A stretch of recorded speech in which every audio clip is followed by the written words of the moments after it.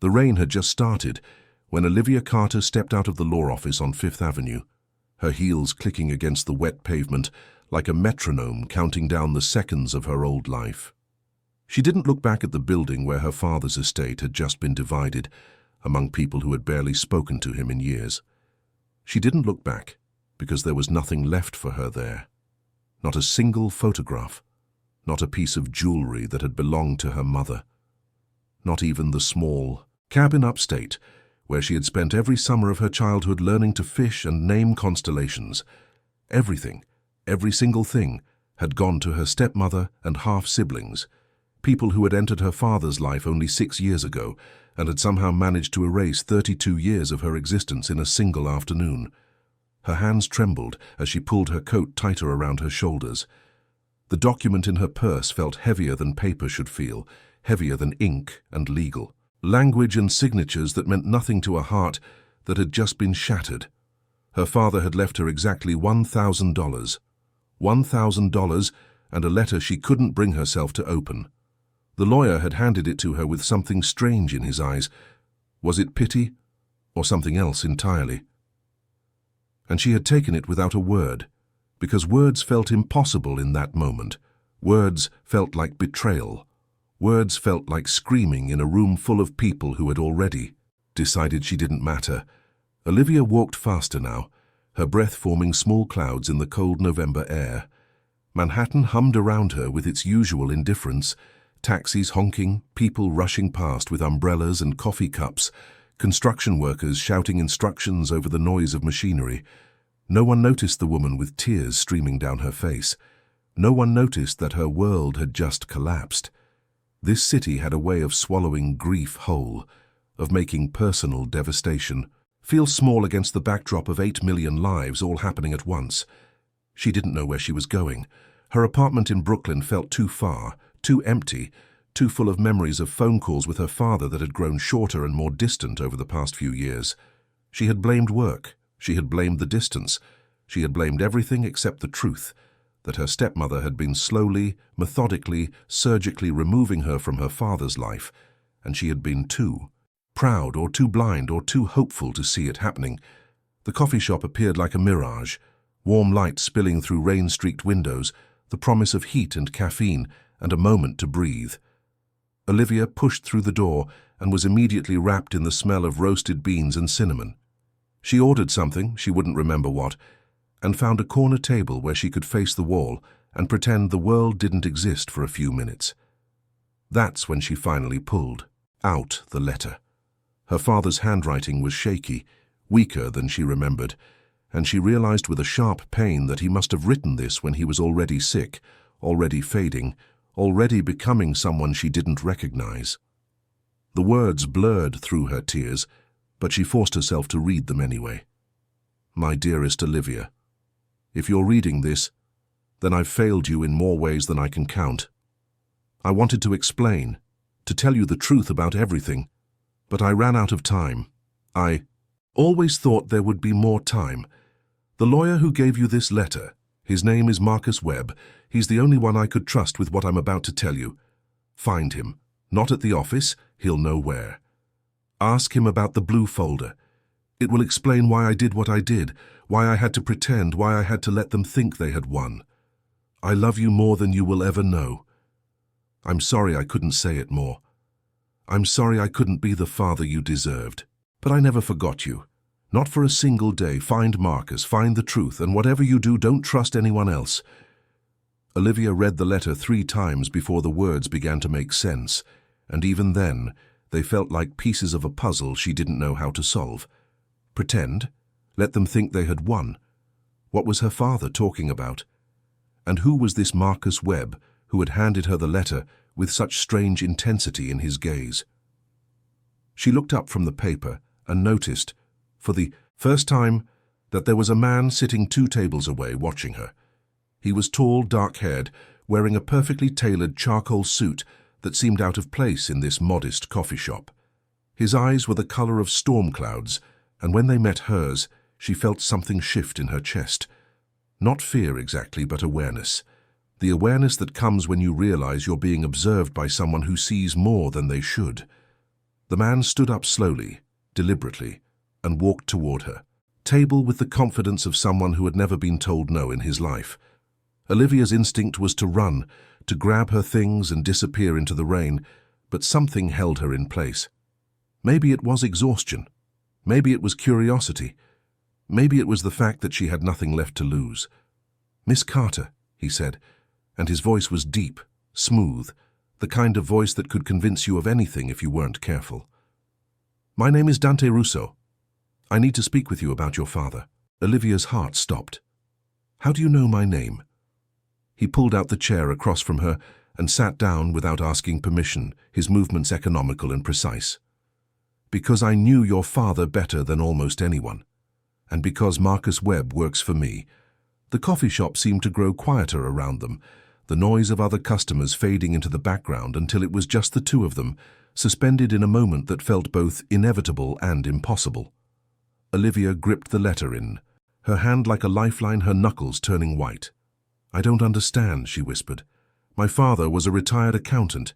He lived in Connecticut. He played golf on Sundays and watched old movies on Saturday nights. He didn't." Dante Russo leaned forward slightly, and Olivia caught the scent of expensive cologne mixed with something darker, something that reminded her of smoke and secrets.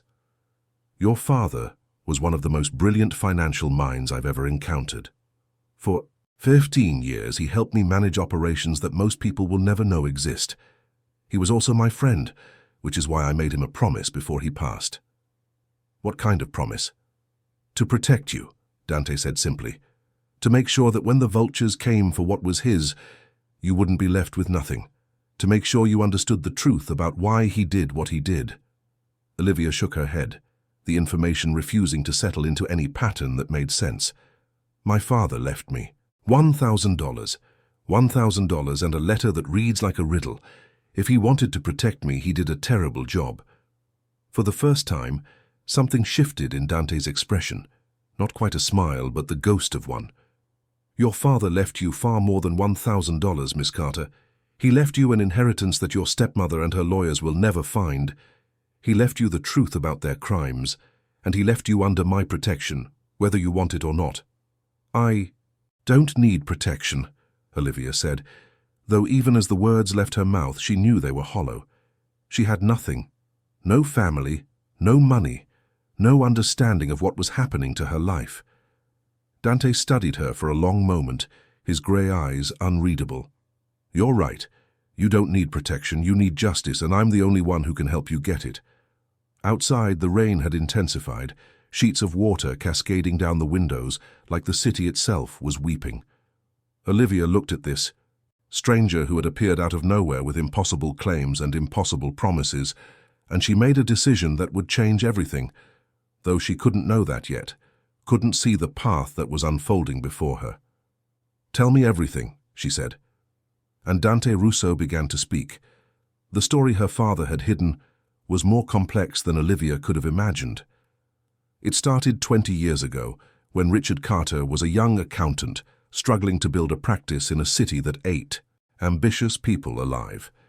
He had taken on a client who seemed legitimate, a real estate development company with properties all over the Northeast, and had discovered, almost by accident, that their books told two different stories. One for the IRS, one for the men who really ran the operation. He could have walked away, Dante explained, his voice low enough that only Olivia could hear. Most people would have, but your father wasn't most people. He saw an opportunity to understand something that most civilians never see, the invisible machinery that keeps the world running beneath the surface everyone believes in, and he was brilliant enough to make himself indispensable. "You're telling me my father worked for organized crime," Olivia said flatly. "My father who couldn't even bring himself to jaywalk, my father who once spent an hour looking for the owner of a $20 bill he found on the street. I'm telling you that your father understood something most people don't, that the line between legal and illegal is drawn by men with power, and it moves whenever they want it to. He never hurt anyone. He never ordered anything dark. He simply made sure that money went where it needed to go, and in exchange, he was protected. His family was protected. You were protected even when you didn't know it." Olivia thought about her childhood, about the way they had never struggled financially, even when her father's small practice should have been barely surviving. She thought about the private school education, the college tuition that had been paid without loans, the way her father had always seemed to know people, important people, powerful people, who could make problems disappear. "The will," she said slowly. "The one that was read today. That's not real, is it?" Dante shook his head. "Your father created two wills. The one that was read today was designed to satisfy your stepmother and her lawyers, to make them believe they had won everything. But the real will, the one that Marcus Webb has been protecting, tells a different story entirely. Why the deception? Why not just fight them in court?" "Because your stepmother isn't just a greedy woman who manipulated a dying man," Dante said, and his voice hardened in a way that made Olivia's spine straighten.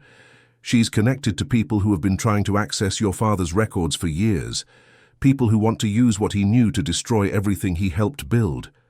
If they had won in a straightforward legal battle, they would have found the evidence they needed. This way, this theatrical performance of giving them everything, they'll let their guard down, they'll stop looking, and that's when we strike." Olivia's mind was racing, trying to process information that contradicted everything she thought she knew about her life. Who is she connected to? My stepmother, I mean. Who are these people? Dante was quiet for a moment, and Olivia watched his jaw tighten almost, imperceptibly.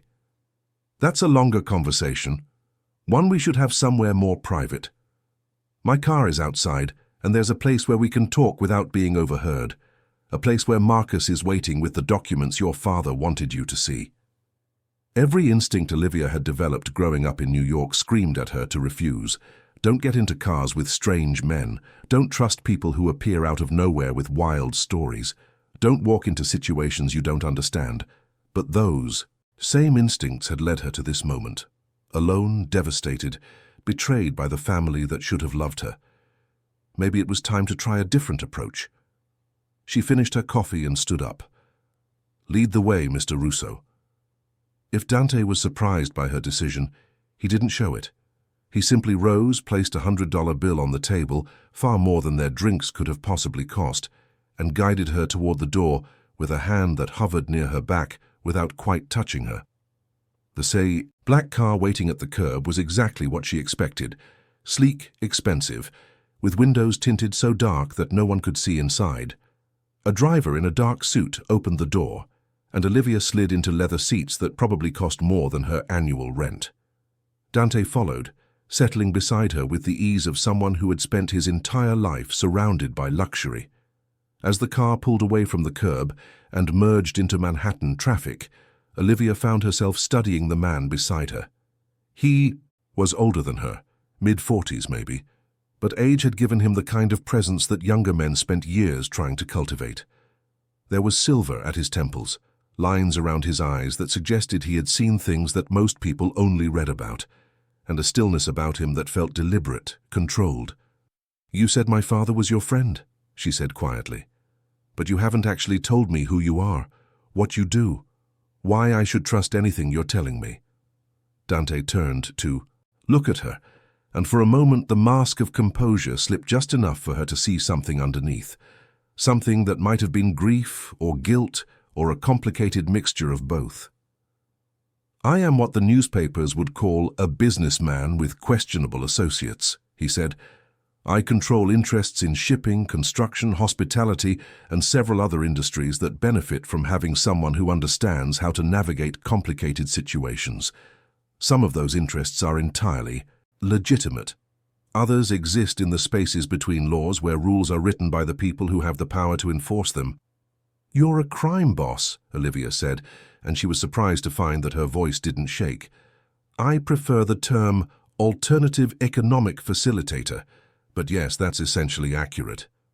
His expression didn't change. "Your father worked for me for 15 years.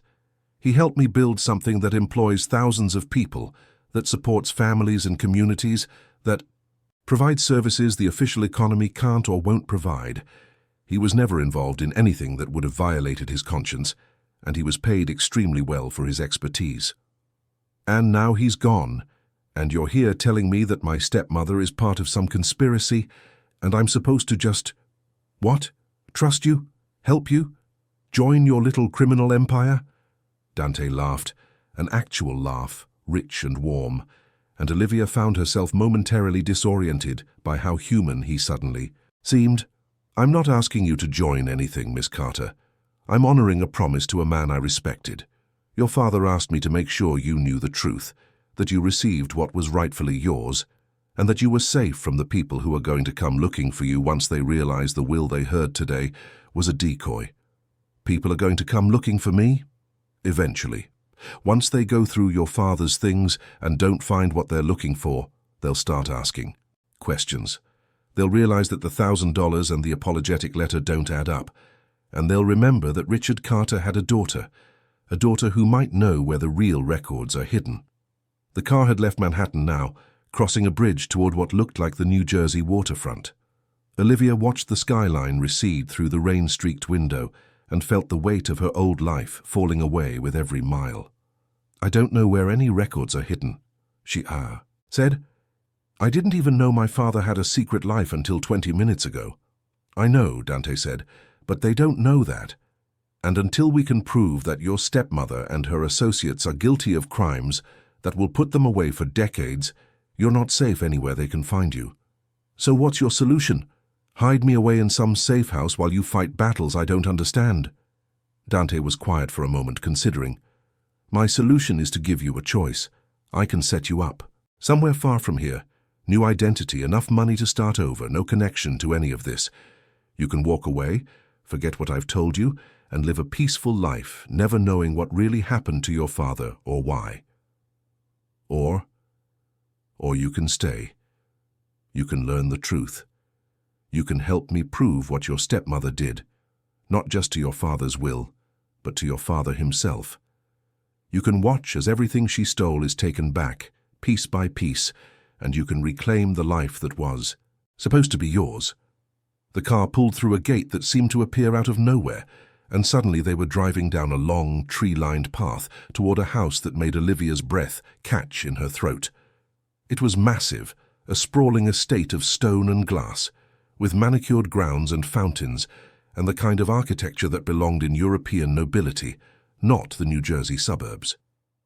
This is yours, she said, not really a question. One of several properties, but this is the most secure, which is why Marcus is waiting here with the documents your father left.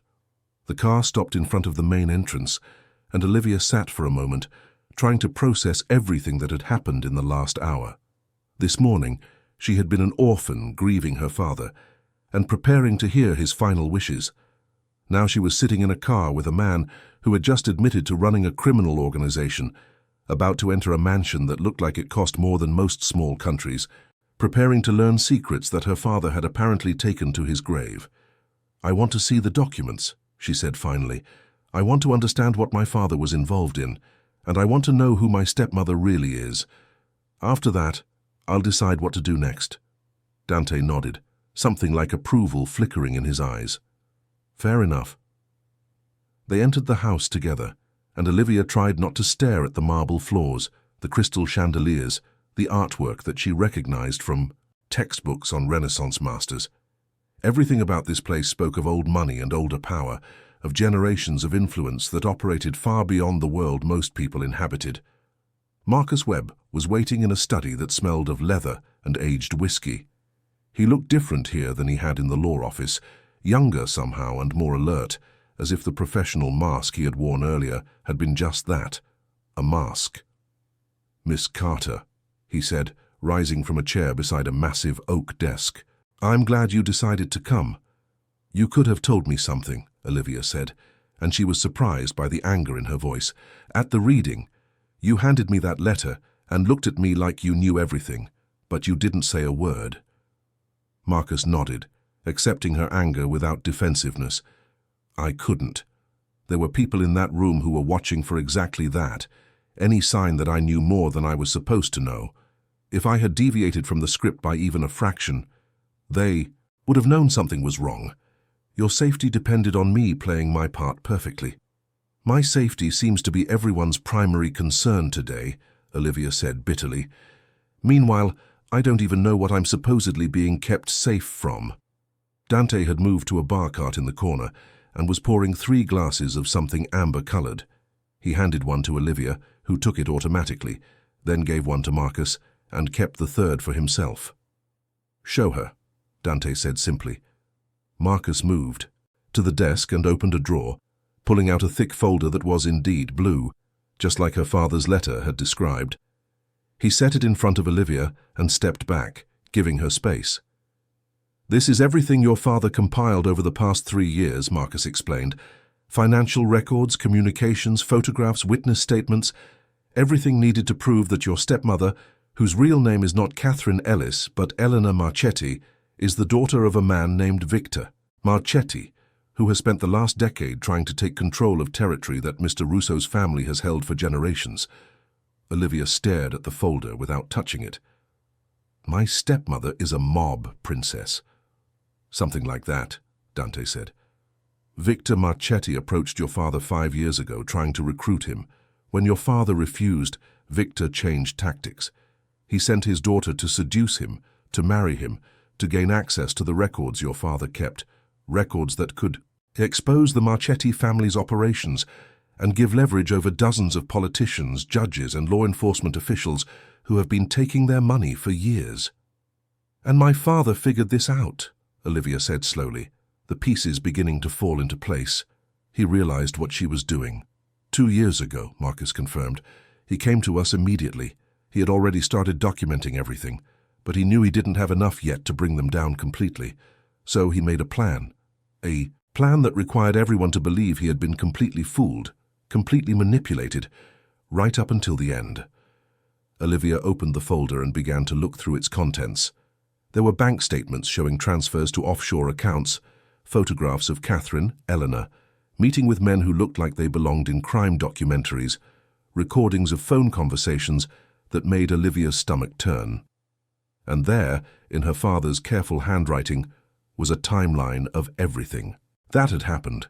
Every manipulation, every lie, every moment when Elena had pretended to love him while plotting to destroy everything he had built. "He knew he was dying," Olivia whispered, looking up at Dante.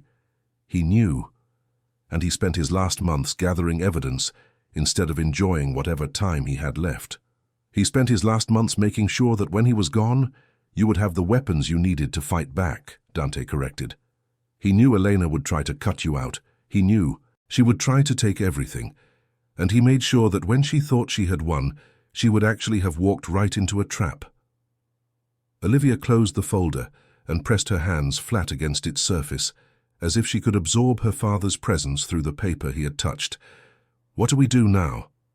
Dante set down his glass and looked at her with an intensity that made her feel like she was being evaluated, measured, judged. "Now we wait. We let Elena and her family believe they've succeeded. We let them relax their guard. And when the moment is right, we release everything your father gathered to the authorities he trusted, federal prosecutors who have been building cases against the Marchetti family for years and need exactly this kind of evidence to finally bring them down." "How long?" "A few weeks, maybe a month. Long enough for them to make mistakes, to leave trails, to feel confident enough to expose themselves." Olivia nodded slowly, her mind racing through possibilities and implications. "And during that time, where do I go? What do I do?" "You stay here," Dante said, and there was something in his voice that made it clear this wasn't really a suggestion. "You have a room already prepared. You have access to everything you need, and you have my word that no one will touch you while you're under my roof." "Why?" Olivia asked, and the question encompassed everything. Why help her? Why honor her father's request? Why care about any of this when he clearly had resources and power that put him far beyond the reach of someone like Elena Marchetti? Dante was quiet for a long moment, and when he spoke, his voice was different, softer, more human than the controlled tone he had used before. "Your father saved my life once, not metaphorically, literally. There was a situation years ago where information he provided at great personal risk kept me from walking into an ambush that would have ended everything. I owed him a debt I could never Fully repay and protecting you is the closest I can come to honoring that debt." Olivia studied his face, looking for any sign of deception, any hint that this was all an elaborate manipulation of its own. But all she saw was a man who, for all his power and all his ruthlessness, seemed genuinely committed to keeping a promise to a dead friend. "Okay," she said finally. "I'll stay. I'll help however I can. But I want to be part of this, not just a protected witness hiding in a corner. My father trusted me with this information. I want to be there when we use it." Dante's expression shifted into something that might have been respect. "We can discuss your level of involvement. But for now, let Marcus show you to your room. You've had a long day, and tomorrow we can begin planning properly." Olivia allowed herself to be led through corridors that seemed to go on forever, past rooms filled with antiques and artwork and the accumulated wealth of generations. Her room, when they finally reached it, was larger than her entire Brooklyn apartment. A suite with a sitting area, a bedroom dominated by a four-poster bed, and a bathroom that featured a tub large enough to swim in. "If you need anything," Marcus said, "there's a phone by the bed. Press 1 for the kitchen, 2 for security, 3 for me directly. Mr. Russo's suite is in the east wing, but he keeps unusual hours, so don't be surprised if you see lights on at 3 in the morning." After Marcus left, Olivia stood at the window and looked out at the rain still falling on the immaculate grounds. Her reflection stared back at her, a woman she barely recognized, standing in a world she never knew existed, preparing to fight a battle she hadn't known was being waged. Her father had left her more than money or property. He had left her the truth wrapped in mystery and protected by a man who operated in shadows, and tomorrow she would begin to understand exactly what that truth meant. Check if you're all ready. Subscribe to this channel, because the story you just heard is only the beginning, and the secrets hidden in that blue folder will change everything you think you know about love, loyalty, and the lengths a father will go to protect his daughter. The first week in Dante Russo's estate felt like living inside a dream that couldn't decide if it was beautiful or terrifying. Olivia woke each morning to sunlight streaming through windows that faced gardens maintained by a team of landscapers who appeared at dawn and vanished before breakfast. She ate meals prepared by a chef who asked about her preferences and allergies as if she were a permanent resident rather than a temporary guest. She walked through rooms filled with history and power, and she tried to reconcile the world she now inhabited with everything she had believed about her life. The blue folder became her obsession. She read through its contents dozens of times, memorizing names and dates and connections until they formed a map in her mind, a map of corruption that stretched from her stepmother's manufactured identity to her father's real estate holdings, from offshore bank accounts in the Caribbean to politicians in Washington who had taken money to look the other way while the Marchetti family expanded their influence. Marcus Webb became her guide through this underground world. He spent hours each day explaining the context behind the documents, the history of the rivalry between the Russo and Marchetti families, the delicate balance of power that had kept them from open war for decades. He told her about her father's role, how Richard Carter had started as a simple accountant and had gradually become one of the most trusted financial advisors in an organization that most people didn't believe existed. "He never lost his moral compass," Marcus said one afternoon, as they sat in the study surrounded by papers and photographs. "He never ordered violence or participated in anything that would have crossed his personal lines. He simply made sure that money flowed in ways that couldn't be traced, that investments returned profits that couldn't be questioned, that the legitimate businesses were legitimate enough to withstand any audit." But the money still came from what? Gambling? Smuggling? Worse? "The Russo family has always been different from the others," Marcus explained carefully. "They walked away from the drug trade decades ago. They don't deal in human misery. Their interests are primarily in construction, hospitality, shipping, industries that can be run cleanly, but benefit from having someone who can navigate union relationships, political connections, and the occasional competitor who doesn't understand the rules." Olivia wasn't sure if this distinction made her feel better or worse about her father's choices, but she kept reading, kept learning, kept trying to understand the world that had shaped the last years of his life. Dante himself remained largely absent during those first days. She would catch glimpses of him, crossing the main hall in a perfectly tailored suit, speaking quietly into a phone with an expression that suggested serious matters, sitting alone in the library late at night with a glass of whiskey and papers spread across the desk in front of him. But he never sought her out, never tried to engage her in conversation beyond polite greetings when their paths happened to cross. It was on the 8th day that everything changed. Olivia had taken to walking the grounds in the early morning before the landscapers arrived, and the estate came to life with its daily rituals. The November air was cold enough to see her breath, and the trees had shed most of their leaves, leaving skeletons that reached toward a grey sky. She followed a path through a small forest at the edge of the property, enjoying the solitude and the chance to think without documents and revelations pressing in on her from every direction.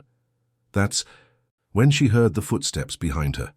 She turned quickly, her heart racing, and found herself face to face with a man she didn't recognize, tall, heavy-set, with a face that looked like it had seen too many fights. He was breathing hard, as if he had been running, and there was something in his hand that caught the weak morning light.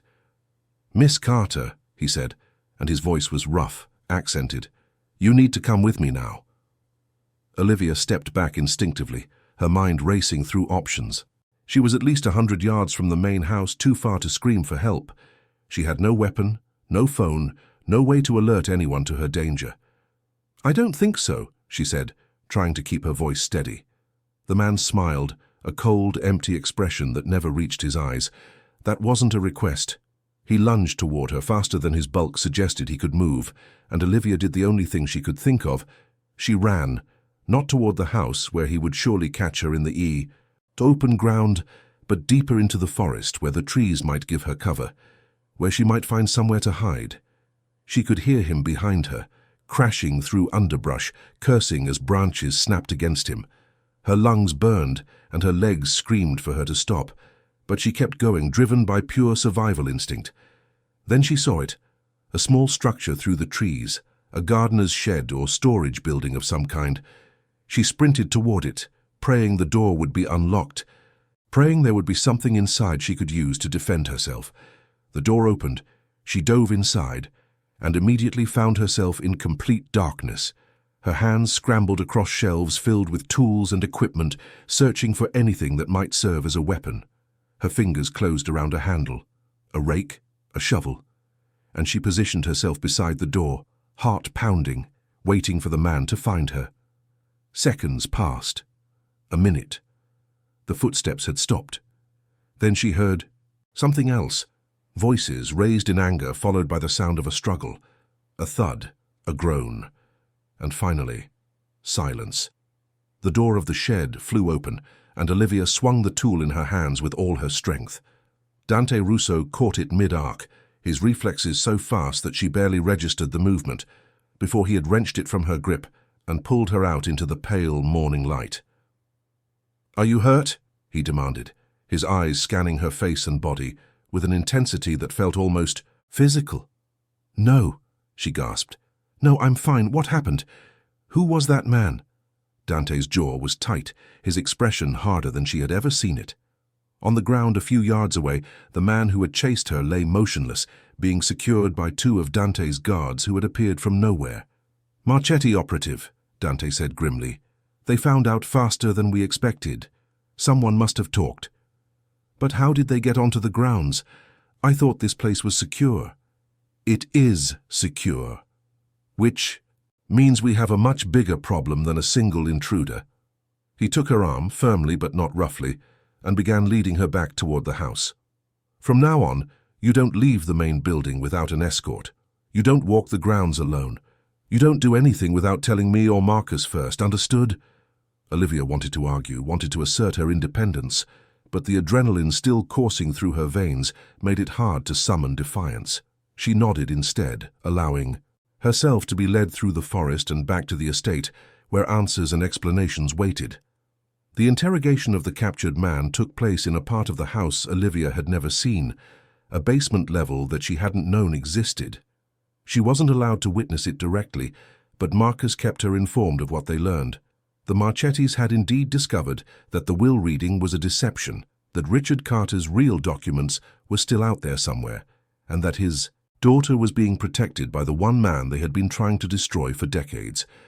They sent him as a scout, Marcus explained, his face grave, to see how close he could get, to test our defenses, to try to grab you if the opportunity presented itself. He was supposed to report back tonight with information about our security weaknesses. And now they'll know their scout failed, Olivia said. Yes, which means they'll accelerate their plans. Whatever move they were going to make, they'll make it sooner now. That night, Dante called a meeting in his study. Himself, Marcus, Olivia, and 3 other men whose names she didn't know, but whose expressions suggested they had seen violence and dealt with it without flinching. The blue folder lay open on the desk between them, its contents now more urgent than ever. "We need to move faster," Dante said, his voice calm but carrying an edge that made everyone in the room stand a little straighter. "The timeline your father established assumed we would have weeks to prepare.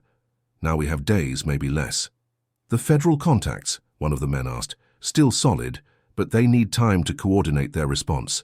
If we release this information too quickly, without proper backup, the Marchettis will scatter. They'll destroy evidence, eliminate witnesses, and we'll have given up our only leverage for nothing." "Then what do we do in the meantime?" Olivia asked, surprised to hear her own voice joining the discussion. Dante looked at her, and something in his expression shifted. A recognition, perhaps, that she was no longer just a protected asset, but an active participant in whatever came next. "We need to draw them out," he said slowly. "Make them believe they have a chance to get what they want. Force them to commit resources and reveal their positions before we spring the trap." "How?" "By giving them exactly what they're looking for." He paused, his grey eyes never leaving hers. "You." The room went silent. Marcus stepped forward, his face alarmed. "Mr. Russo, with respect, that's too dangerous. If something goes wrong—" "Nothing will go wrong," Dante said, his voice brooking no argument, "because we'll control every aspect of the situation. Miss Carter will appear to leave our protection, to seek a meeting with her stepmother under the pretense of negotiating for a share of her father's estate. The Marchettis will believe they've won, that they finally have access to the person most likely, to know where Richard's real documents are hidden. And then, Olivia asked, and then when they reveal themselves completely, when they say and do things that prove their guilt beyond any doubt, we'll have everything we need to end them permanently." Olivia considered the plan, turning it over in her mind like a puzzle she was trying to solve. It was risky, terrifyingly risky, but it was also the fastest path to the justice her father had spent his final years pursuing. "I'll do it," she said. Dante nodded once, a sharp acknowledgement that carried more weight than any words could have. "Then we have work to do." The next 3 days passed in a blur of preparation. Olivia was briefed on everything she needed to know about the Marchetti family, their businesses, their weaknesses, their relationships. She memorized cover stories and practiced responses to questions she might be asked. She learned how to wear a wire that couldn't be detected by standard security sweeps, how to position herself so that cameras hidden in her jewelry could capture everything that happened around her. Dante oversaw every detail personally, his attention to her safety bordering on obsessive. He insisted on approving every element of her appearance, from the clothes she would wear to the way she styled her hair. He drilled her on emergency protocols until she could recite them in her sleep. He made her practice walking in heels across uneven surfaces, climbing through windows, defending herself against someone twice her size. Through it all, Olivia found herself becoming more aware of him, the way he moved through space like he owned it, the way his voice could shift from gentle to commanding in a single breath, the way his eyes followed her when he thought she wasn't looking. There was something between them now, something that hadn't been there when they first met in that coffee shop. Whether it was respect or trust or something more complicated, she couldn't name it. She only knew that when he was near, she felt both safer and more uncertain than she had ever felt in her life. On the night before the operation, she found him in the library, alone, staring at a photograph she hadn't noticed before, a picture of 3 men standing in front of this very house, decades younger than any of them would be now. "That's your father," she said quietly, recognizing one of the faces from photos her dad had kept in his study. Dante nodded without turning around. 22 years ago, before everything got complicated, before we understood what it really meant to be who we are. "You cared about him," Olivia said, not a question. "He was the closest thing I had to an honest man in my life," Dante replied, and there was grief in his voice that he couldn't quite hide. "He reminded me that there are lines that shouldn't be crossed, even in this world. That power without principle is just another form of weakness." Olivia moved to stand beside him, close enough to feel the warmth radiating from his body despite the space between them. "He never talked about this part of his life. I always thought he was just normal. He wanted to be normal for you. He wanted you to have choices he never had." Dante finally turned to look at her, and in the dim light of the library, his eyes seemed softer than she had ever seen them. "That's why tomorrow matters so much. Not just for justice, not just for evidence, but because your father believed you deserved a life free from all of this, and I intend to make sure you get it." "What if I don't want to be free from it?" Olivia heard herself saying. "What if I want to see this through, not just for my father, but because it matters, because these people hurt innocent people, and someone has to stop them?" Dante studied her for a long moment, and something passed between them, an understanding, a recognition, a connection that transcended words. "Then we'll see it through together," he said finally. "But whatever happens tomorrow, whatever comes after, you need to know that I won't let anything happen to you. Not because I promised your father, because—" He stopped, and for the first time since she had met him, Dante Russo seemed uncertain. "Because why?" Olivia pressed. "Because somewhere in these past weeks, protecting you stopped being a duty and started being something else entirely." The words hung in the air between them, charged with possibility and risk. Olivia felt her heart beating faster, felt the pull of something she hadn't expected and wasn't sure she was ready for. "Dante," she whispered. He reached out and touched her face, just the lightest brush of fingertips against her cheek, and then stepped back, the professional mask sliding back into place.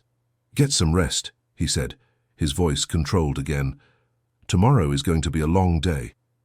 He left her standing in the library, surrounded by books and shadows, and the echo of words that had changed everything without changing. Anything at all. The meeting was set for noon at a restaurant in Manhattan, a place Elena had chosen, believing she had the upper hand.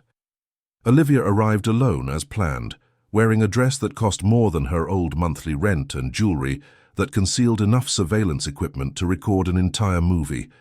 Elena was waiting at a corner table, her smile as warm and false as it had always been. She looked exactly the same, perfectly styled hair, designer clothes, the kind of beauty that seemed effortless but probably took hours to maintain.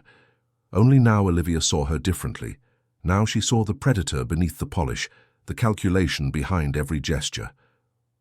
"Olivia, darling," Eleanor said, rising to embrace her with the familiarity of a stepmother who had never actually been family. "I'm so glad you reached out. I was worried when you disappeared after the reading. I know it must have been such a shock." "It was a lot to process," Olivia said, forcing herself to return the embrace without flinching. "I needed time to think about what I really want." Of course, please sit. I ordered us champagne. I hope that's all right." They sat, and a waiter appeared with 2 glasses of champagne that neither of them touched. Elena leaned forward, her expression arranged into something that might have looked like concern if you didn't know what she really was. "So tell me, dear, what is it you think you want?" Olivia had practiced this moment 100 times, but now, that it was here, she found she didn't need the script. The anger she felt, the real burning anger at this woman who had manipulated her dying father, who had stolen her inheritance, who had tried to have her kidnapped, gave her words all the conviction they needed. "I want what's mine," she said simply. My father left me something in that will, and I know there's more than what we heard at the reading. I know he kept records, documents, information that people would pay a lot of money to. And I know you've been looking for them." Eleanor's smile flickered just for an instant before she recovered. "I don't know what you mean. Everything was distributed according to your father's wishes." "Don't insult my intelligence, Eleanor. Or should I call you by your real name?" The mask dropped completely now. Eleanor's eyes hardened, her posture shifting from welcoming to wary.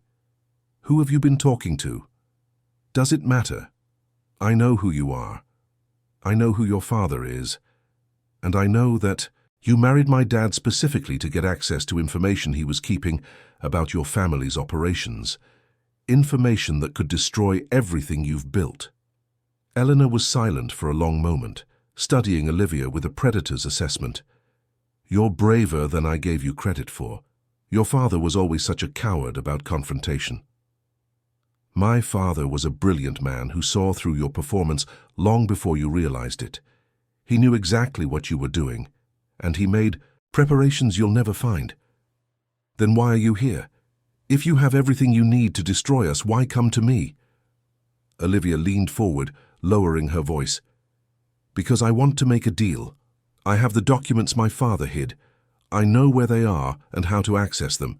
But getting them to the authorities would be complicated and dangerous, and frankly, I'm tired. I just want money and a fresh start. So here's what I propose.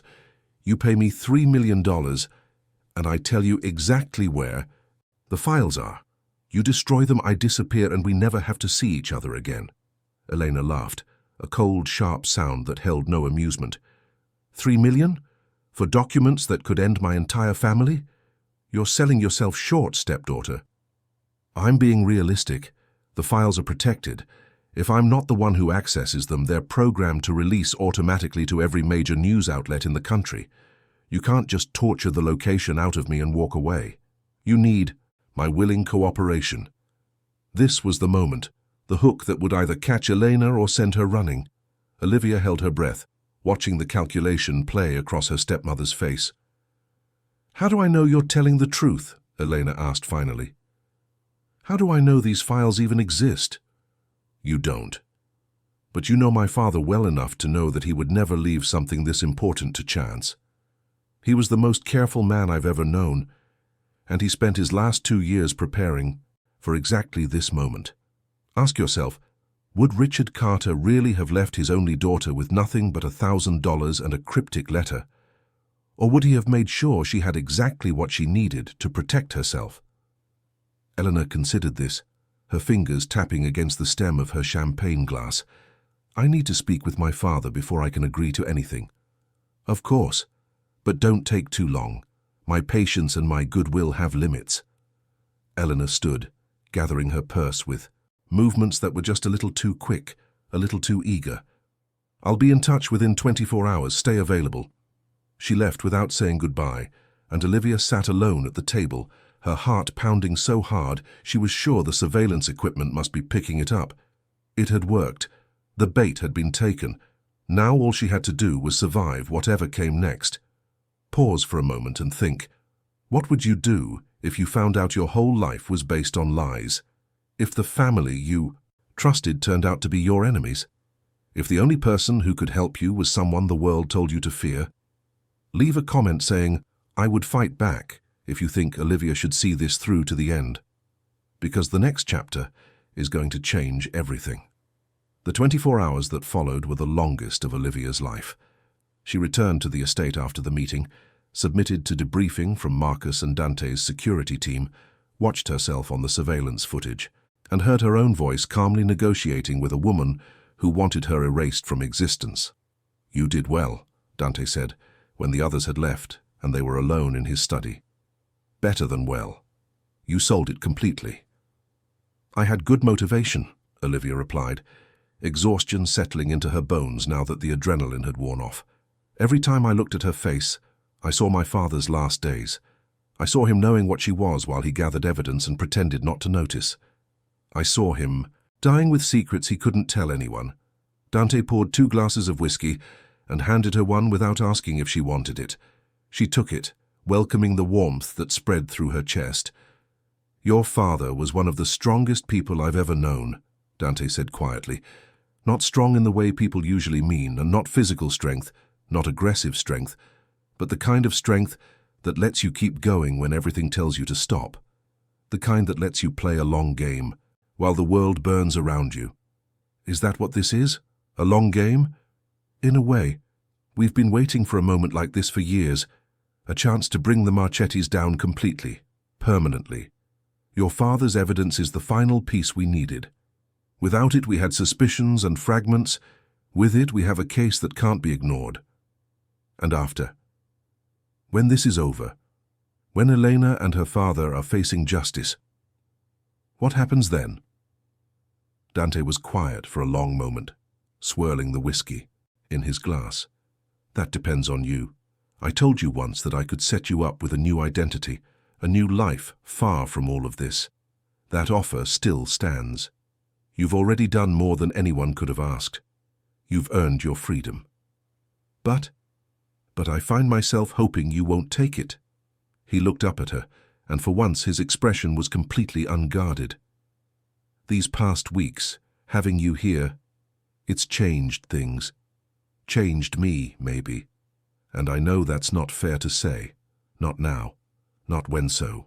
Much is still uncertain, but I've spent my whole life calculating risks and rewards, and some part of me keeps calculating what it would mean to have you stay." Olivia felt her breath catch. She had known, had felt, that something was building between them. But hearing him say it, hearing this powerful, controlled man admit to uncertainty and hope, it was more than she had been prepared for. "Dante," she started. His phone buzzed, shattering the moment. He glanced at it, and his expression hardened immediately. "They took the bait faster than expected. Elena wants to meet again tomorrow. She says she has her father's approval and the money, but she wants to do the exchange at a location of her choosing. Which means a trap. Almost certainly, but we'll be ready." He stood, the vulnerability of moments before completely replaced by the strategist, the leader, the man who had built an empire and defended it against enemies who would do anything to see it fall. "Get some sleep. Tomorrow is the beginning of the end, one way or another." But Olivia didn't sleep. She lay in her massive bed, staring at the ceiling, replaying the conversation over and over in her mind.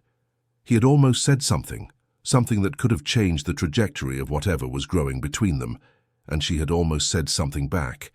Tomorrow, they would face the Marchettis together. Tomorrow, they would spring the trap that her father had spent his final years preparing. Tomorrow, everything would be decided. But tonight, she let herself imagine what life might look like on the other side of tomorrow. A life where the shadows had lifted, where the secrets had been exposed, where she might finally be free to feel what she had been fighting not to feel, since the moment Dante Russo walked into that coffee shop and told her that everything she knew was wrong. The exchange was set for a warehouse in the industrial part of Newark, a location so obviously designed for ambush that Olivia almost laughed when Marcus showed her the address. "They're not even trying to hide it," she said. "This is exactly where you'd take someone you were planning to hurt." "Which is why we'll be ready," Dante replied. He had gathered his most trusted men, a team of 8 who moved with military precision and carried themselves like they had seen every kind of violence and come out the other side. "Every entrance and exit will be covered. We'll have drones for aerial surveillance, jamming equipment to block their communications, and the extraction route that can get us out in under 3 minutes if things go wrong." "And the federal agents?" "Staged a mile away, ready to move in on my signal. This ends tonight one way or another." Olivia dressed carefully for the meeting, the same dress she had worn before, the same concealed surveillance equipment, but this time with one addition, a small knife strapped to her thigh, just in case all the other precautions failed. The drive to Newark felt endless, the city lights giving way to darker, more industrial territory as they moved away from Manhattan. Dante sat beside her in the back of an unmarked vehicle, his presence both comforting and heightening her awareness. Their hands lay on the seat between them, close enough to touch but maintaining a careful distance. "Whatever happens in there," Dante said quietly, "stay close to me. If I tell you to run, run. If I tell you to get down, get down. Don't try to be brave. Don't try to help, just survive. You say that like you expect things to go wrong. I expect everything to go wrong. That's how I've stayed alive this long, by assuming the worst and preparing for it. The warehouse loomed ahead of them, a hulking structure of concrete and corrugated metal that looked like it had been abandoned for years. But the lights in the windows said otherwise, and the cars parked near the entrance, expensive cars, the kind that crime bosses and their lieutenants drove, confirmed that they were in the right place. "Are you ready?" Dante asked. Olivia looked at him. This man who had appeared in her life like a storm, who had turned everything upside down, who had given her back something she thought she had lost forever, the truth about her father and maybe something more. "I'm ready," she said. They got out of the car and walked toward the warehouse side by side, their footsteps echoing in the empty loading dock. The door opened before they reached it, and a man Olivia didn't recognize gestured them inside with a gun that he didn't quite point at them, but didn't quite hide either. The interior of the warehouse was larger than it had seemed from outside, a vast open space that had probably been used for manufacturing before the factories moved overseas and left behind only ghosts and rats. At the far end, illuminated by industrial lights that cast harsh shadows, stood Elena and two men who shared enough of her features to be family. And behind them, seated in a chair that might have been a throne, was Victor Marchetti himself. He was older than Olivia had expected, 70 at least, his hair thin and white, his face deeply lined. But his eyes were sharp, predatory, the eyes of a man who had built a criminal empire from nothing and would do anything to protect it. "Miss Carter," he said, and his voice was surprisingly gentle, almost grandfatherly. "Thank you for coming. I understand you have something that belongs to my family." "I have something that belongs to me," Olivia corrected, stepping forward despite Dante's subtle motion to hold her back. "Something my father left me. Something you've been trying to find for years." Victor smiled, a cold expression that didn't reach his eyes. "Your father was a talented man, but he made the mistake of believing he could play both sides indefinitely. He took my money, my protection, my trust, and then he turned around and documented everything, building a weapon that could destroy generations of work. He built a weapon because you sent your daughter to manipulate a dying man, because you tried to steal from someone who had given you nothing but loyalty, because you couldn't accept that even in your world there are lines that shouldn't be crossed. Noble sentiments," Victor said dismissively, "but sentiments don't matter here. What matters is that you have something I want and I have something you want. $3 million? $3 million, yes. And something else. The guarantee that when this is over, you'll walk away alive." Olivia felt Dante tense beside her, felt the shift in the air as the situation balanced on a knife's edge. "You're threatening me," she said flatly. "I'm being honest with you. My daughter wanted to simply take you, to use persuasion, to find out where the documents are hidden. I convinced her that a business approach was more civilized, but make no mistake, one way or another, I will have those files. The only question is whether you benefit from the transaction. Then let's make the transaction," Olivia said. She pulled out a flash drive from her purse, the decoy they had prepared, containing nothing but encrypted gibberish. "The files are on this drive, protected by a password that will erase everything if you enter it wrong more than 3 times. I give you the drive and the password. You give me the money and let me walk away." Victor studied her for a long moment, then nodded to one of his men who stepped forward with a briefcase. He opened it to reveal stacks of $100 bills, more money than Olivia had ever seen in one place. "The money, as promised," Victor said. "Now the drive and the password." This was the moment. Olivia stepped forward, the drive extended in her hand, and watched as Victor Marchetti reached out to take it. That's when everything went wrong. One of Dante's men, the one positioned near the east entrance, suddenly raised his weapon and pointed it not at the Marchettis, but at Dante himself. "Nobody move," the traitor said, and his voice carried the flat certainty of someone who had already made his choice. Dante's expression didn't change, but Olivia saw his hand move almost imperceptibly toward the weapon concealed at his back. "Matteo," Dante said calmly, "this is a mistake." "The only mistake was thinking I would stay loyal to a man who's been getting soft. The Marchettis offered me something you couldn't, a future where the old rules don't apply anymore." Victor Marchetti was smiling now, a genuine expression of satisfaction that made Olivia's stomach turn. "You see, Miss Carter? This is what happens when you trust people in our world. Eventually, everyone has a price." "Not everyone," Olivia said. And then she did something no one in that warehouse expected. She grabbed the briefcase full of money and threw it directly at Matteo's face. The next few seconds were chaos.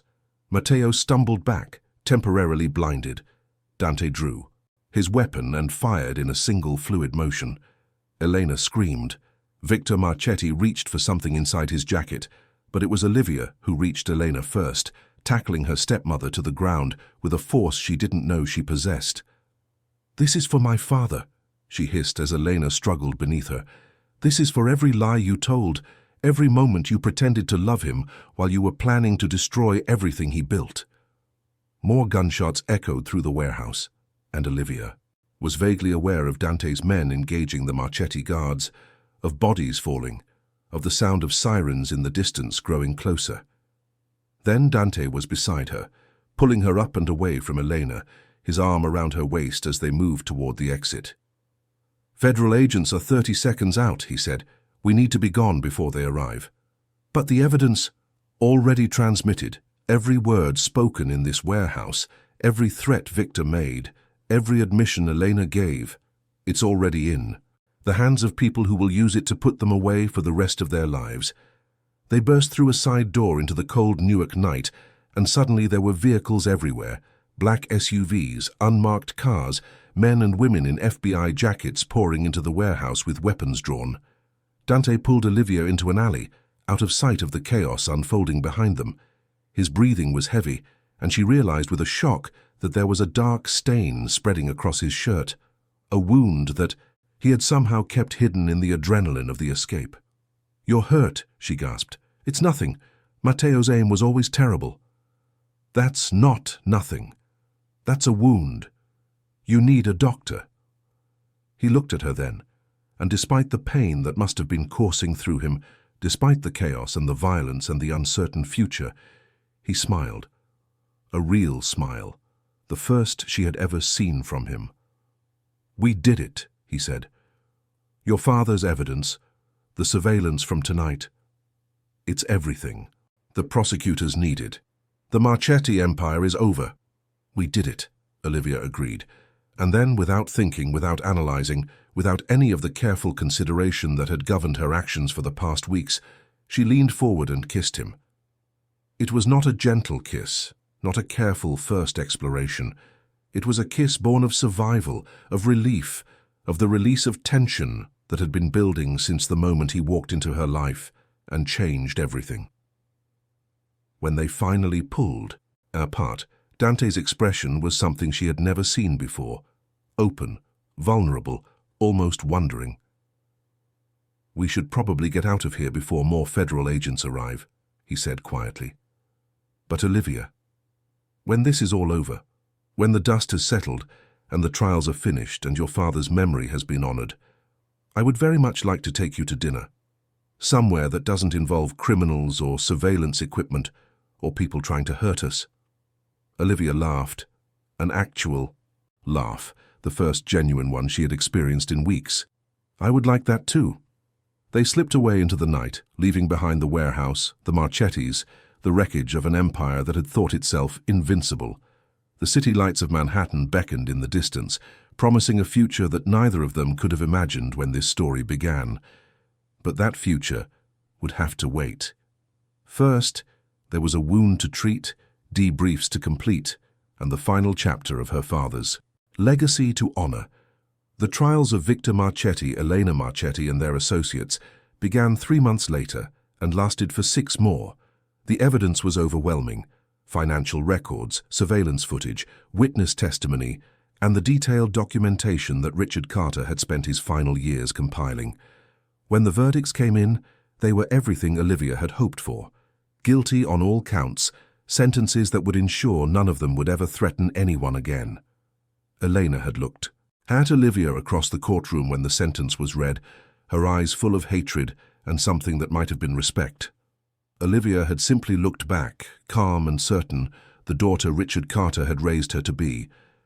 The will, her father's real will, was finally executed. Olivia inherited everything that should have been hers: the house in Connecticut, the cabin upstate, the investments and accounts that her father had carefully protected. It was more money than she knew what to do, with a fortune built on both legitimate work and the careful management of an underground empire.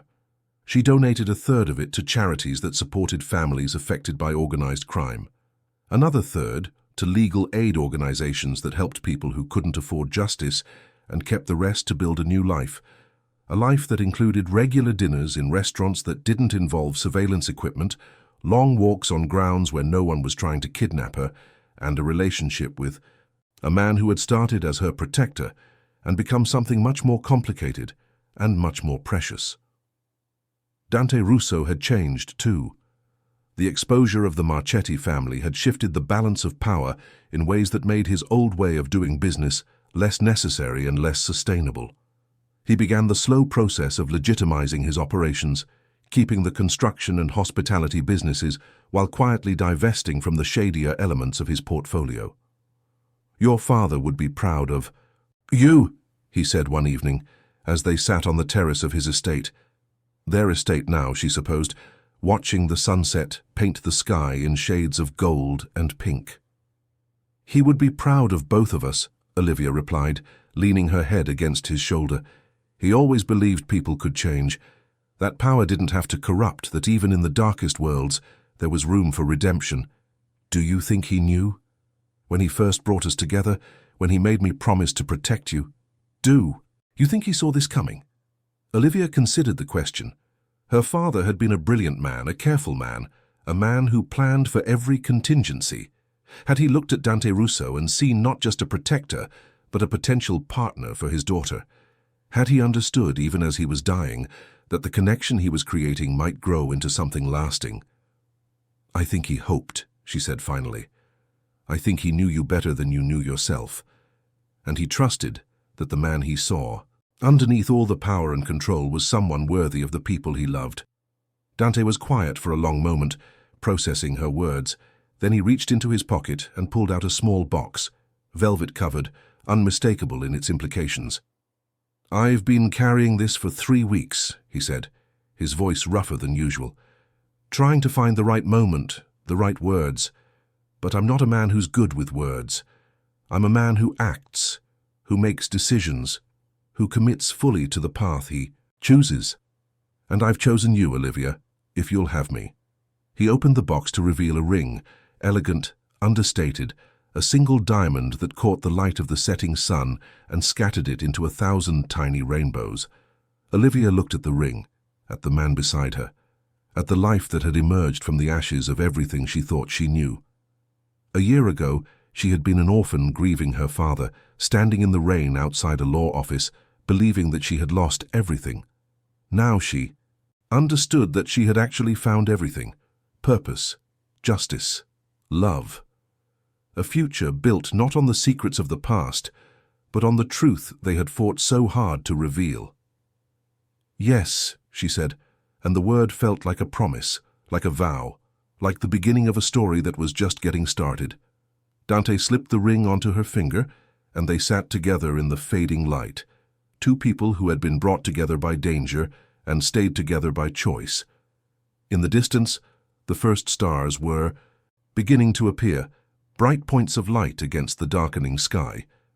Olivia watched them emerge, thinking about all the nights she had spent as a child at that cabin upstate, learning to name the constellations with a father who had been keeping secrets she couldn't imagine. He had taught her to look up, to see the patterns in chaos, to find beauty even in darkness. And now, finally, she understood why. If you've watched this far, it's because you liked this story.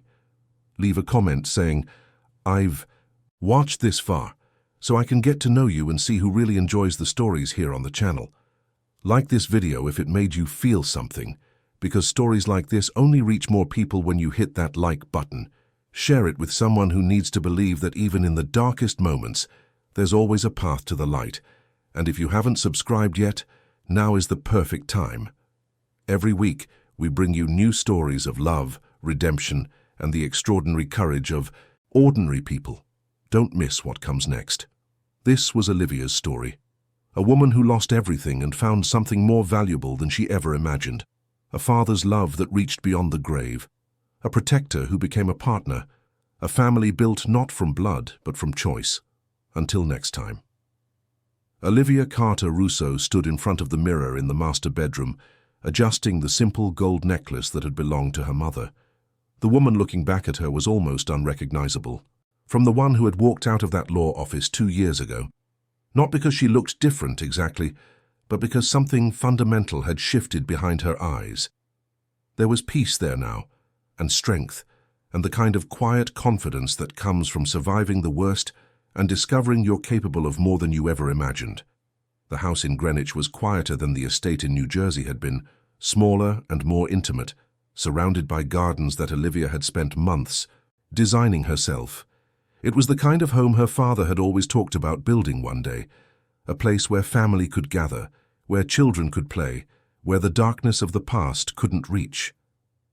"You look beautiful," Dante said from the doorway, and Olivia turned to find him watching her with the expression that still made her heart skip after 2 years of marriage. "You're biased." "I'm observant. There's a difference." He crossed the room and wrapped his arms around her from behind, meeting her eyes in the mirror. The grey had spread further at his temples now, and there were more lines around his eyes, but they were the kind of lines that came from smiling, from the genuine happiness that had transformed him from the controlled, guarded man she first met into someone who laughed easily, who showed affection openly, who had discovered that power and tenderness could coexist in the same heart. "Are you ready for tonight?" he asked. "I think so. I've been working on the speech for weeks. I just want to get it right." Tonight was the annual gala for the Carter Foundation, the organization Olivia had created in her father's name, dedicated to supporting families affected by organized crime and providing legal resources for those who couldn't afford them. In 2 years, they had helped over 1,000 families, funded dozens of scholarships, and established partnerships with law enforcement agencies across the country. But tonight was special. Tonight, they were announcing the Foundation's biggest initiative yet, a comprehensive program to help witnesses transition into new lives after testifying against criminal organizations. It was the program Olivia wished had existed for her father, a way out that didn't require years of deception, that didn't demand impossible sacrifices from people who were just trying to do the right thing. "Your father would be so proud," Dante said quietly. "I know." Olivia turned in his arms and rested her head against his chest, listening to the steady beat of his heart. "Sometimes I still can't believe this is real, that we made it through everything and ended up here. We made it through because you never gave up. Because when everyone else would have taken the easy path, you chose to fight. I chose to trust you. That's not the same thing." "Maybe not. But it's the reason we're standing here together, instead of separately, wondering what might have been." The sound of small feet pounding down the hallway interrupted them, and a moment later the door burst open to reveal a 4-year-old tornado named Sophia, her dark curls wild around her face, and her expression one of urgent importance. "Mommy? Daddy? Maria says I can't wear my princess dress to the fancy party, but I want to look beautiful too." Dante swept his daughter up into his arms with the ease of long practice. "And who told Maria that she gets to decide what our princess wears?" "I don't know," Sophia said seriously. "But she's wrong." Olivia laughed and kissed her daughter's forehead. "How about this? You wear the princess dress for the first part of the party, and then when it's time for the boring grown-up talking, Maria can put you in your pajamas and you can watch a movie in the back room. Deal?" Sophia considered this proposal with the gravity it deserved. "Can I have ice cream too?" "1 scoop. 2 scoops, and I'll be extra good." You drive a hard bargain, young lady. Fine. 2 scoops. Sophia beamed, triumphantly, and wiggled out of her father's arms to run back down the hall, shouting the news of her victory to Maria. She's going to be running a corporation by the time she's 12, Dante observed. I'm pretty sure she's already running this household. We just haven't figured it out yet. They shared a moment of comfortable silence, the kind that comes from knowing each other so completely that words become optional. Then Dante kissed her softly and headed for the door. I need to make a few calls before tonight. The security team wants to review the guest list one more time. Old habits? Necessary precautions. The Marchettis may be in prison, but they have friends who have long memories. I won't take chances with your safety. Not ever. Our safety, Olivia corrected. We're in this together, remember? He smiled, that real smile that still felt like a gift every time she saw it. Together. Always. After he left, Olivia returned to the mirror and finished getting ready. The dress was elegant without being ostentatious. Deep blue, floor-length, the kind of thing her mother would have loved. The necklace at her throat caught the light, and for a moment she could almost feel her mother's presence, her father's, all the people she had lost and all the ways their love continued to shape her life. The gala that night was a triumph. Over 300 guests filled the ballroom of the Greenwich Hotel, including politicians, philanthropists, law enforcement officials, and ordinary people whose lives had been touched by the Foundation's work. Olivia delivered her speech without a single stumble, watching as tears appeared in eyes throughout the room when she talked about her father, about his sacrifice, about the legacy of hope and justice he had left behind. When she finished, the applause lasted for nearly a full minute. Dante stood in the back of the room, Sophia asleep on his shoulder, looking at his wife with an expression of pure pride and love. Later, after the speeches were finished and the dancing had begun, Olivia slipped away to a quiet balcony overlooking the manicured gardens below.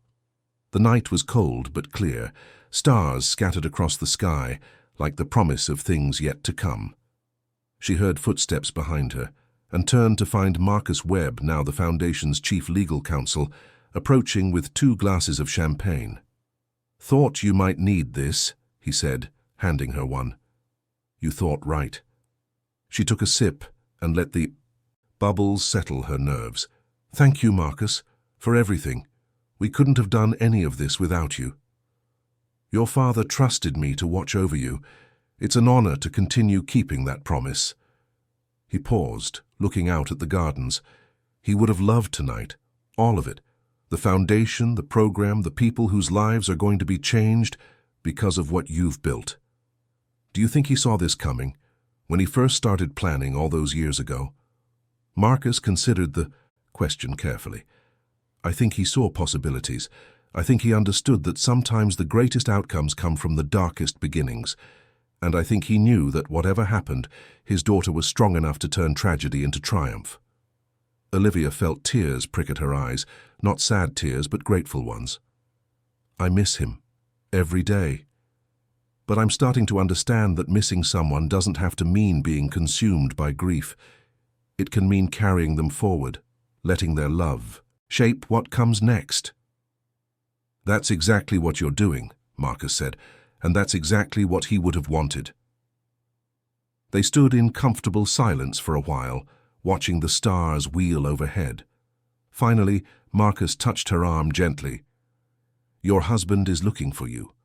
Something about a princess who refused to stay asleep and is demanding to dance with her mother. Olivia laughed and followed him back inside, where she found Dante trying to manage a very awake and very determined Sophia, who was indeed demanding a dance.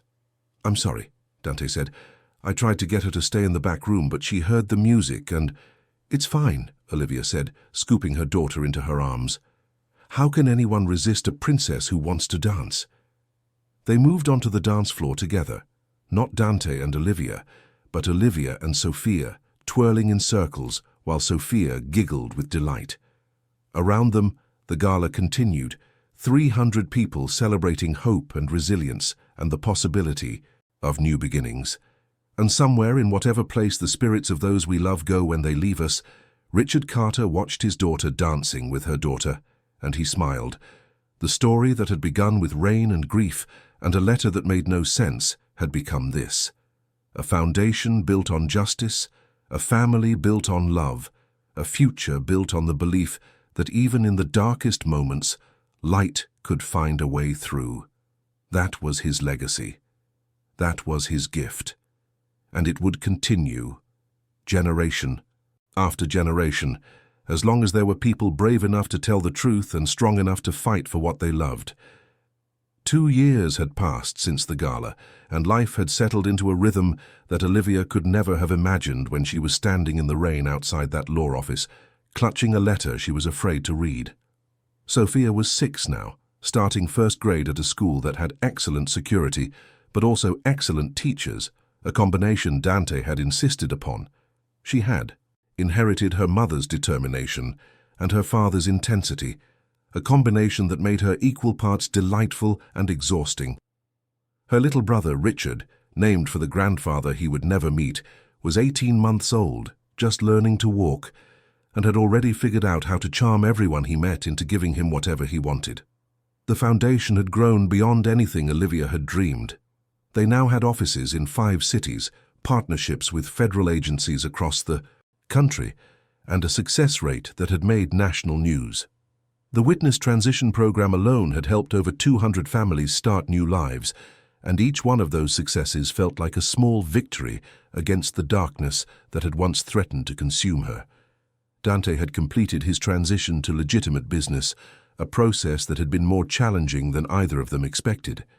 There were still people who looked at him with suspicion, still whispers when they entered certain rooms, still the weight of a past that couldn't be completely erased. But he carried it with dignity, using his experience to help others find their way out of the shadows. And they were happy, genuinely, deeply, impossibly happy. It was a Saturday morning in late spring when everything came full circle. Olivia was in the garden, watching Sophia chase butterflies while Richard toddled after her on unsteady legs. The sun was warm, the flowers were blooming, and for once there were no crises to manage, no galas to plan, no foundation emergencies to address. Dante appeared on the terrace with 2 cups of coffee, settling into the chair beside her with a sigh of contentment. "Perfect morning," he observed. "Almost perfect." He raised an eyebrow. "What's missing?" Olivia pulled an envelope from her pocket, one she had been carrying for 3 days, waiting for the right moment to share. "I found this yesterday, in a box of my father's things that Marcus finally finished cataloguing. It was hidden inside a book sealed with his personal stamp." Dante's expression grew more serious. "What is it?" "A letter. To us. Or to me, at least, though I think he knew there would be an us eventually." She opened the envelope and unfolded the paper inside. Her father's handwriting filled the page, and even now, years after his death, seeing it made her throat tight with emotion. "My dearest Olivia," she read aloud, "if you're reading this, then everything went according to plan. You found the truth. You fought for justice. You built something meaningful from the wreckage of what I had to do. I knew you would. I've known since you were small, since you were a little girl who refused to let bullies win and always stood up for people who couldn't stand up for themselves, that you were going to be remarkable. I just wish I could have been there to see it, but I'll settle for knowing that I helped set you on the path, even if I couldn't walk it with you." Olivia paused, blinking back, tears. Dante's hand found hers and held it tightly. "There's something else I need to tell you," she continued reading, "something I never had the chance to say while I was alive. I know about Dante Russo, not just who he is or what he does, but who he really is underneath all of that. I've watched him for years, studied him, come to understand him in ways that maybe he doesn't even understand himself. And I truly believe, that he's the kind of man who could change. Not for business reasons, not for practical reasons, but for love. If you're reading this and if he's still in your life, then I was right. And if I was right, then I want you to know that you have my blessing, my complete unconditional blessing. Be happy, my darling girl. Build a life worth living. Raise children who will make the world better than they found it. And know that wherever I am, whatever comes after this, I am proud of you. I will always be proud of you. Your father, Richard. The pie. Garden was quiet when she finished reading. Sophia had stopped chasing butterflies and was watching her parents with the solemn curiosity of a child who senses important things happening. Even Richard had paused his toddling, sitting contentedly in the grass with a flower clutched in his chubby fist. He knew, Dante said finally, his voice rough. All along he knew this would happen. He hoped it would happen, and he made sure I would know that it was okay to let it happen. Olivia looked at her husband, at the man who had been her enemy's adversary and her father's friend, and now was the love of her life. He gave us his blessing, Dante. He wanted this for us. Dante pulled her into his arms, holding her close while their children played in the sunshine, and the spring breeze carried the scent of flowers and new beginnings. I love you, he murmured against her hair. I love our life. I love our children. And I will spend every day I have left proving that your father was right, to trust me with his greatest treasure. You already have, Olivia said. Every day you already have. They stayed like that for a long time, wrapped in each other's arms, while the world turned around them and the future stretched out like a promise. The letter had been the final gift, the last piece of a puzzle that had begun with rain and grief and a woman who thought she had lost everything. Richard Carter had planned for everything, had seen possibilities that no one else could see, had laid groundwork that would outlast his own life. And now his daughter stood in sunlight with her family, the heir to his legacy and the architect of her own story, building a world where justice and love could coexist, where darkness could become devotion, where the end of one story was really just the beginning of another. Olivia folded the letter carefully and tucked it back into its envelope. She would keep it forever, this final message from the father who had loved her enough to orchestrate redemption from beyond the grave. But she didn't need the letter to remember what he had taught her. She carried it in her heart. She lived it in her choices. She passed it on to her children, who would pass it on to theirs. And the story continued, generation after generation, a testament to the truth that Richard Carter had always known, that love, in the end, was stronger than anything, stronger than fear, stronger than betrayal, stronger than death itself. That was his legacy. That was his gift, and it would never ever end.